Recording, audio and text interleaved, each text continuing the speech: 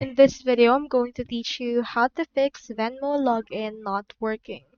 So in order to do that, you first need to head over and make sure that you have your correct credentials when you're logging in on your Venmo. So to sign in from there, you need to head over and make sure that you have your correct profile. If you're using a business profile, make sure to use that. If you're using a personal profile, just use your credentials from there. So once you're in there, you need to make sure to input the correct credentials. But if the login is not working, that may be because there's something wrong with it, either your password or your username. So what you can do is just reset your password or username by clicking on the respective fields such as forgot your password. And then once you're in there, just reset it by getting a confirmation link or one-time PIN from there. And then you should be able to actually fix it through that way.